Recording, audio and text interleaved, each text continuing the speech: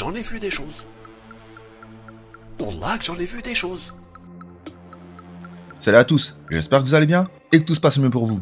Quand j'avais 16 ans, j'étais parti en Corse du Sud, du côté de Propriano. Franchement, de très beaux coins, avec de très belles plages. Mais après, franchement, non, les gars, les Corses là, ah non, non, ils sont trop fâchés. Bref, l'homme noir aussi là, il avait frappé sec. Aïe, je passe le bonjour à Laura B de Sanois. Gars, elle m'avait fait chavirer de manière sensationnelle.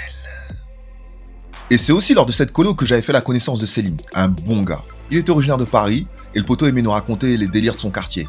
C'était trop marrant, franchement, il était aussi trop marrant. Il habitait dans le 18ème, ça m'évoquait rien, à part un son de Doc Gynéco, dans première consultation, sinon rien. Et Selim ne faisait que de nous répéter des histoires de flingues, de drogue, notamment de crack. Ok, pardonnez les adolescents, on aime ce qui est sulfureux, mais c'est comme ça, que voulez-vous.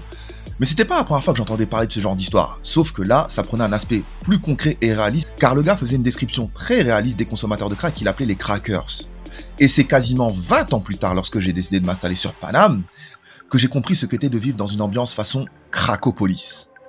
Avant toute chose, l'usage de substances psychoactives, licites ou non, comporte des risques de santé pour l'individu, mais aussi pour la société, comme des agressions, accidents de la route, de la criminalité, de la pauvreté, des absences au travail ou des coûts de santé. Alors, n'y touchez pas. Restez le plus loin possible de ces produits ou faites-vous soigner. Ok, c'est bon, ça passe? Donc, le crack est un dérivé fortement addictif issu de la cocaïne, on l'appelle aussi cocaïne basée. Cocaïne basée? Mais c'est quoi la cocaïne basée? Rassure-toi mon camarade, on va l'apprendre en allant consulter notre spécialiste en la matière, j'ai nommé Monsieur Michael Bigman. Allô Michael? Michael? On vous écoute? Ah, je crois que Michael reçoit des invités de marque pour une petite démonstration. À vous Michael. Ah, ils ont intérêt à sourire parce que j'ai pas le temps, cabron. Messieurs, je vous présente mon frère, Alejandro. Mais il préfère qu'on appelle Gianni Morandi. Eh bien, enchanté. Alejandro, je te présente Mr. Bigman et ses sbires. Messieurs, à vous. Bon alors mon coco, là, c'est pas du coca, hein? Donc, tu mélanges. Mélangeas comme on dit chez vous, n'est-ce pas? Hein? On dirait un trisomique, boss. C'est de l'ammoniac ou du bicarbonate de soude dilué. Ok mon coco? Tu verses sur la cocaïne, la plus pure possible, mon coco. Et file-moi ça, Nelson. J'ai un patron. Ensuite, tu mets au four 97 degrés Celsius maximum, mon coco. Après avoir nettoyé le bazar, d'abord avec de l'alcool, puis l'avoir rincé avec de l'eau pour dégager les dépôts et les impuretés. Et file-moi ça, Nelson. Bruti. On obtient des cristaux de cocaïne concentrés sous forme de galettes ou de cailloux. 4 fois plus de bénéfices pour 2 fois moins de travail. Dans ta gueule, Guerlain. C'est pas mal. Et voilà, c'est impressionné, hombre. Comme dirait un grand philosophe de Sevran, alors, c'est qui le patron? Tu imagines le nombre de tacos qu'on va pouvoir se payer? Ça nous rapportera assez pour aller voir le concert de Joe au Stade de France? En loge VIP? Et pas que les tacos, madame, des menus, avec du Capri Sun et des cheesecakes. Très bien, très bien. Tout ça a l'air très intéressant. Maintenant, parlons sérieusement si vous voulez bien. Merci Michael pour ce petit cours de cuisine très instructif. Saluez vos invités de ma part. Et maintenant, je reprends la main si vous le permettez. Ok, dans la street, c'est pas cette qualité qui est vendue car le produit est régulièrement coupé avec d'autres substances. Des médicaments tels que le Subutex ou le Doliprane, de la levure chimique, du sucre glace ou même du plâtre. En somme, tout ce qui est blanc et poudreux, ou possible d'être réduit en poudre. Qualifié de drogue du pauvre, le trafic de crack est pourtant 2 fois plus lucratif que celui de la cocaïne. Le prix moyen du gramme est d'environ 125 à 132 €. Et celui-ci apparaît bien plus élevé que celui du gramme de cocaïne poudre qui est estimé à 63 € en Ile-de-France et 72 € sur le plan national. Information datée de 2018. D'autres substances peuvent être consommées conjointement au crack, comme l'alcool, des médicaments opioïdes, des tranquillisants, du tabac ou encore du cannabis avec lequel on confectionne un black joint, aussi appelé Blacka Django ou encore crack surprise. Bon, c'est bon, j'ai pas d'autres surnoms dans la poche, hein, c'est bon.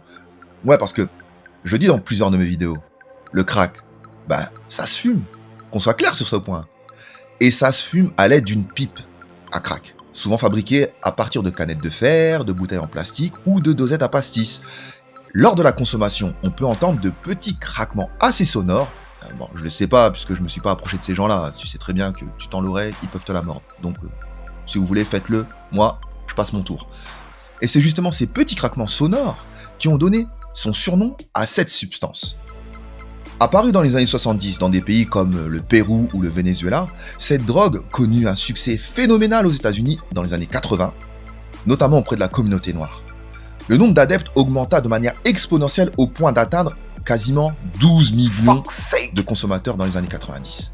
Les gars, c'est la totalité des habitants d'Île-de-France, soit quasiment un Français sur 6. Énorme. D'après l'Office central pour la répression du trafic illicite des stupéfiants, en l'occurrence l'OCTRIS, le trafic de crack est apparu en France au milieu des années 80, en Guadeloupe et en Martinique. La cocaïne, qui doit être très pure, provenait principalement de Guyane, comme quoi nos départements d'outre-mer ont du talent. C'est à partir des années 90 que la métropole fit la connaissance de ce produit, et c'est aussi à cette époque que commença la crise du crack à Paris, qui est le seul lieu de commerce et d'approvisionnement de la Freebase, autre nom du produit, notamment dans le nord de Paname, autour des métros La Chapelle, Château-Rouge, Stalingrad, Laumière ou encore Marx-Dormois. Dédicace à toi, Céline. À la suite des squats dans Paris et la misère appelant la misère, le trafic s'installa pendant un temps en banlieue, en particulier autour de la gare de Saint-Denis.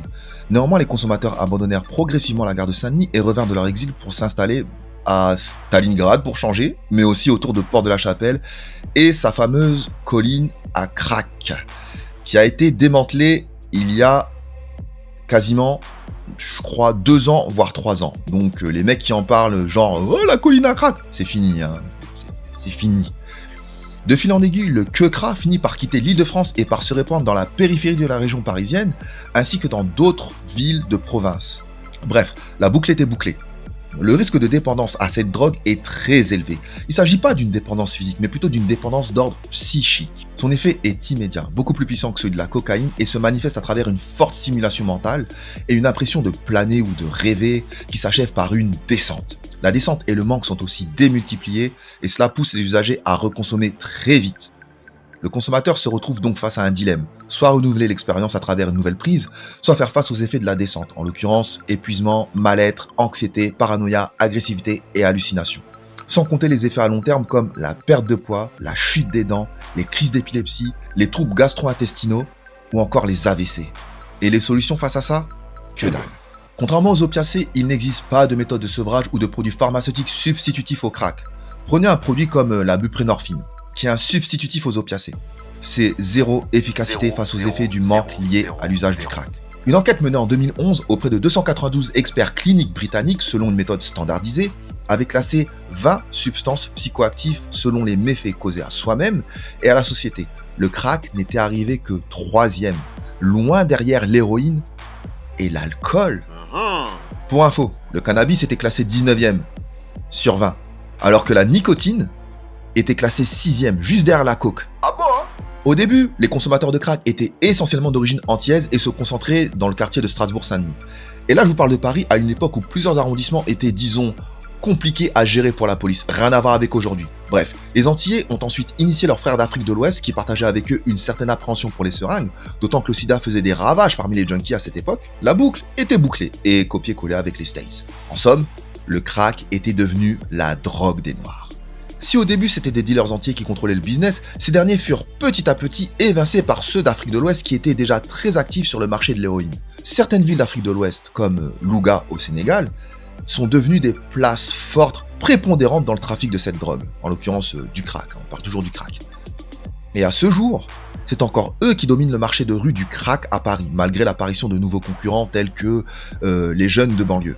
Promenez-vous dans Paris Nord. Observez bien, et vous les verrez, les modous, ce qui signifie colporteur ou marchand ambulant en wolof. Ce sont des hommes d'origine sénégalaise qui assurent le trafic de rue. Plusieurs observateurs laissent entendre que la confrérie des Mourides serait impliquée dans le trafic. Cette dernière apparaît comme la plus puissante organisation du Sénégal en termes d'influence politique, de moyens humains, financiers et logistiques. En outre, plusieurs de ces membres ont été signalés sur un certain nombre de marchés de produits illicites comme la contrebande de cigarettes ou d'objets d'art, la contrefaçon et bien évidemment le trafic de drogue dans des pays comme le Sénégal, l'Espagne, l'Italie, la France et même les États-Unis. Parmi les principes prônés par la confrérie, il y a la valorisation du travail et de l'esprit d'entreprise, ainsi que l'enrichissement personnel et celui de la communauté via d'importants flux d'argent en direction des marabouts. L'unité de la confrérie repose sur des liens forts des immigrés avec le bled, ainsi que sur de fortes valeurs de solidarité. En somme, c'est la mondialisation par le bas, comme j'aime le rappeler régulièrement. Si au tout début, les consommateurs étaient majoritairement d'origine afro-antillaise, cela s'est diversifié avec le temps. On trouve désormais des gens venant de tout horizon. Il y a des personnes socialement très vulnérables, des amateurs de psychotropes qui sont bien intégrés, des personnes qui sont bien intégrées mais précaires sur le plan professionnel, des gens qui sont issus du monde du spectacle, mais aussi des milieux festifs, ou encore des consommateurs de cocaïne vivant dans un total confort, mais qui sont attirés par les flashs et les plaisirs liés au crack. Selon une étude conjointe menée par l'Observatoire français des drogues et des tendances addictives et l'Institut national de la santé et de la recherche médicale, en 2019, on recensait environ 42 800 consommateurs de crack réguliers en France. Ces derniers étaient âgés entre 15 et 64 ans, chiffre qu'il faudrait revoir à la hausse, je pense. Parmi ceux-ci, environ 13 000 étaient localisés à Paris. Et ces derniers se différenciaient des autres usagers de stupéfiants. 1. Par une présence féminine plus élevée, 16,5% contre 9,7% chez les non-consommateurs de crack. 2. Par une proportion plus importante d'usagers situés entre 35 et 39 ans, l'âge moyen étant de 43,2 ans. 3. Par une précarité sociale plus fréquente. 36% des consommateurs de crack étaient des sans domicile fixe contre 25% chez les non-consommateurs de crack. Ma foi, c'est étonnant, notamment en ce qui concerne les femmes. Mais rassurez-vous, cette part a considérablement chuté car elle atteignait 29% en 2012. Ah pardon, j'oubliais. 50% des consommateurs de crack sont positifs au VIH et ou à l'hépatite C. Waouh! Bien qu'une majorité des consommateurs visibles dans les rues soient des hommes en grande précarité, parfois sans logement, et cumulant des troubles d'ordre psychologique, rien que le fait de penser au sort réservé aux femmes, ça casse le moral. Honnêtement, ça casse le moral.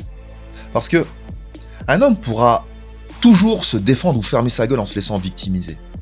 Mais une femme, elle aiguisera d'autres types d'appétit et se révélera souvent sans défense. Il y a beaucoup de mecs qui croient que je suis homo dans ce milieu parce que je touche pas aux femmes, tu vois. C'est un truc... Je me suis déjà retrouvé en face de mecs qui me regardent avec des yeux libidineux et je me suis dit, oula, je vais me faire attraper là dans 2 secondes. Donc je m'en vais. Les femmes, elles sont encore plus tributaires de leur vice parce qu'elles se vendent tout le temps. Parce que c'est plus difficile de se battre, parce que voilà, il y a un rapport au physique tout le temps mis en question. À la limite, quand t'es un mec, si tu te tais, que tu te fais embrouiller, que tu fermes tout le temps ta gueule, c'est pas très grave parce que tu te feras pas taper. Si tu provoques pas de réaction parce que t'es une victime, entre guillemets, tu te fais pas taper, tu t'es fait piquer ton truc, ça s'arrête là. Quand t'es une nana, un mec qui te propose une passe pour un temps ou pour 2-3 cailloux, si t'y vas, faut connaître le mec, quoi, parce que tu peux vite te retrouver à poil et puis rien avoir derrière. En général, la technique, c'est tu lui fais fumer un truc, t'attends qu'elle soit angoissée, puis après tu lui demandes ce que tu veux, et puis là, elle le refait, et tu la traînes comme ça. Comment t'as une sexualité là-dedans? Comment tu fais? Des histoires d'amour, c'est impossible. L'intimité, c'est pas possible. Tout ça, c'est des trucs... Tout est marchandé, en fait. Il n'y a plus de valeur. Tu t'en fous, ton plaisir, tu l'as dans la drague. T'en as plus envie, en fait. Ceux qui font ça, c'est dans le désir de pouvoir, je crois. C'est la sensation de dominer. Je crois que c'est que ça qui les intéresse. Le plaisir physique, complètement oublié.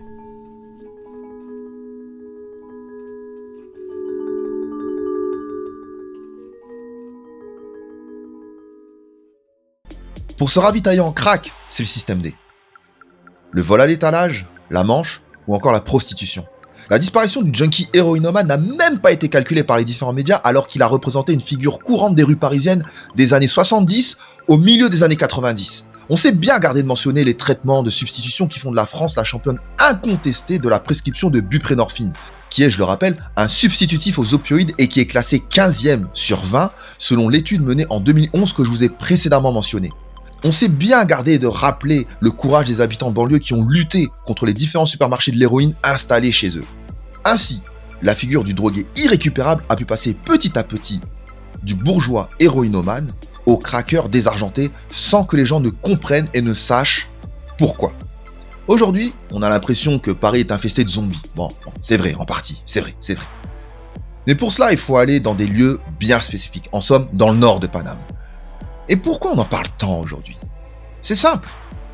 Depuis une trentaine d'années, Paris devient une ville 100% bourgeoise, ou en passe de l'être.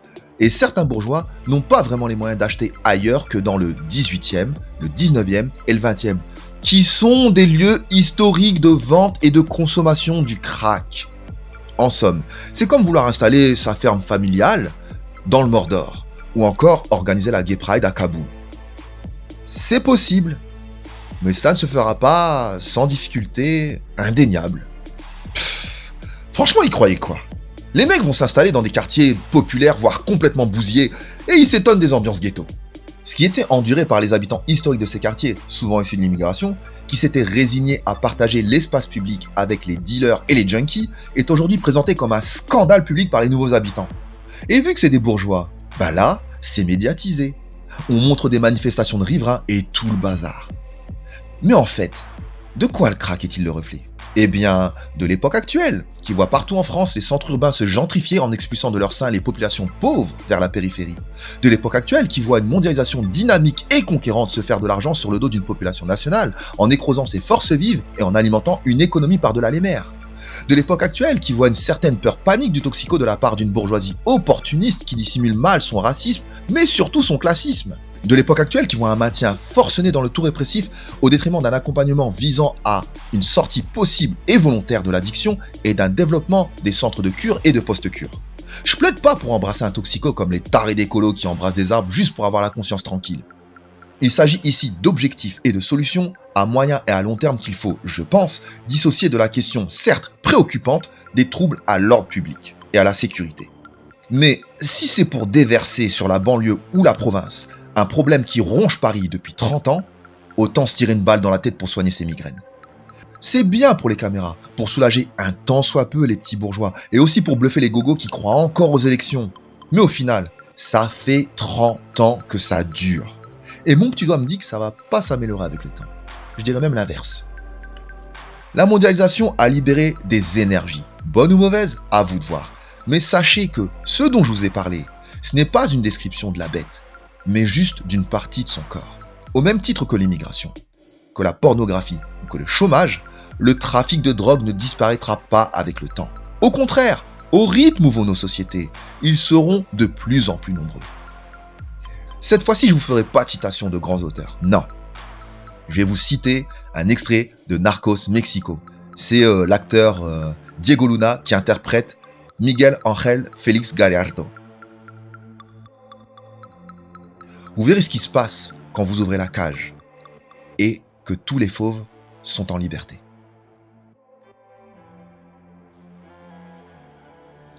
Je vous remercie pour votre temps et pour votre écoute. À très bientôt. Au revoir.